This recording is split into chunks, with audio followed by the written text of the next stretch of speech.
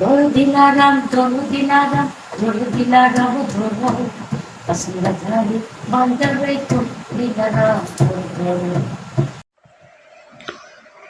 হামিদা আপার সাথে আমার মূলত দেখা হয়েছিল 2019 সালে হাসন রাজার বাড়িতে সুনামগঞ্জে। তখন একটা পর্যায়ে উনি আমি রিকোয়েস্ট করেছিলাম আপনি একটা গান গেয়ে শোনান।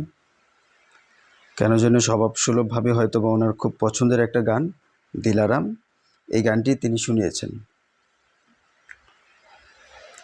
তো বিষয়টা হচ্ছে খালি গলায় ওনার ভয়েসটা সত্যি একটা ম্যাজিক্যাল ভয়েস। আর এই কথাগুলো আজকে বলার কারণ হচ্ছে কোক স্টুডিও এত ফিচারিং করে, তবে আমাদের ঐতিহ্য হাসন রাজার একটি গানকে তারা সুন্দরভাবে প্রেজেন্ট করতে পারেনি। অর্ণব ভাই কি মাঝখানে বকাবকি করলেন কি না, I don't know about that. আরও কিছু ভালো করা যেত। ধরুন এখন পর্যন্ত হাসন রাজার গান সবচেয়ে বেশি ফিচারিং করেছে বা সবচেয়ে বেশি আধুনিক করেছে গেয়েছে হচ্ছে সেলিম চৌধুরী। একজন মানুষ যদি সব কিছু করতে চায় তাহলে তো সমস্যা। সেলিম চৌধুরীকে তো আপনারা কাস্ট করতে পারতেন। 2019-এ যখন হামিদা বানুর সাথে দেখা হয়েছিল তখন তিনি গান শোনার পর আমাকে একটা কথা বলছিলেন, গানটা কেমন হয়েছে। উনি খুব সাদাসিধা, খুব সরল একজন মানুষ। আমার সাথে তখন আমার বন্ধু আলী মুসা ছিল, আরও কেউ হয়তো ছিল, আমার ঠিক মনে পড়ছে না। তিনি আসার সময় আমাকে বললেন ঢাকায় যদি কোনো প্রোগ্রাম হয় একটু সুযোগ করে দিয়েন। আমি তো আসলে গানের লোক না, গানের প্রফেশনালিজমের কেউ না আমি। তবে আমি এতদিন কিন্তু দিলারাম গানটা কোক স্টুডিও যেটা কভার করেছে আমি সেটা শুনিনি। গতকাল কি পরশু দিন আমি শোনার পর আমি হঠাৎ দেখি এই তো হামিদা বানু আপা ওনাকে আনছেন। আমি ব্যাপারটাতে খুব বেশি খুশি হয়েছি।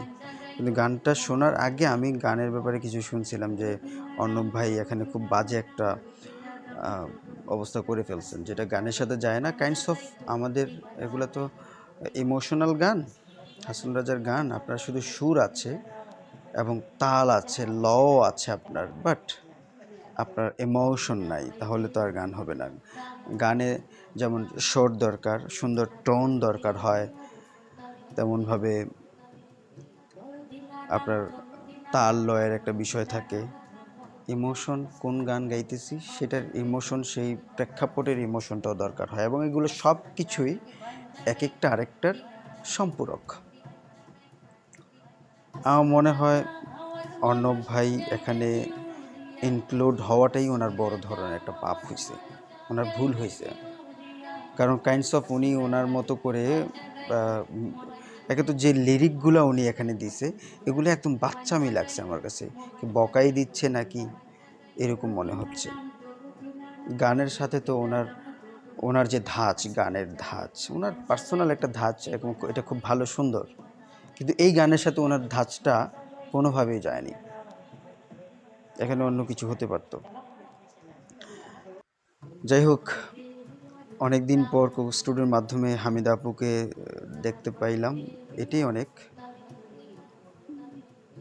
বাট এক স্টুডিওতে হামিদা আপা জাদু দেখালেন আর অর্ণব ভাই সেই জাদুটাকে কি বলবো, এটাকে নষ্ট করে দিলেন। আশা করছি কোক স্টুডিও কর্তৃপক্ষ গান অনুযায়ী কাস্ট করবেন এবং আমাদের এই ঐতিহ্য, আমাদের হাসন রাজা কিন্তু আমাদের একটা ইমোশনগুলোর বিষয়ে আপনাদের যত্নবান হওয়া উচিত।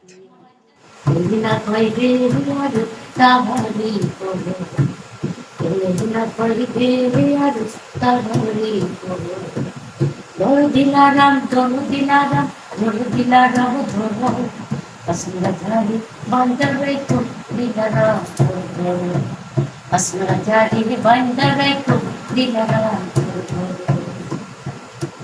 হাসন রাজা হওয়ার মানুষ যাইবে চিউরিয়া, হাসন রাজা হওয়ার মানুষ যাইবে চিউরিয়া, হাসন রাজা রে বান্দা রাইকো মনে দিন দিয়া, হাসন রাজা রে বান্দা রাইকো মনে দিন দিয়া। ধরো দিনারাম ধরো দিনারাম ধরো দিনারাম ধরো, হাসন রাজা রে বান্দা রাইকো দিনারাম ধরো ধরো, হাসন রাজা রে বান্দা রাইকো দিনারাম ধরো ধরো। কেমন হবে সেটা? Thank you.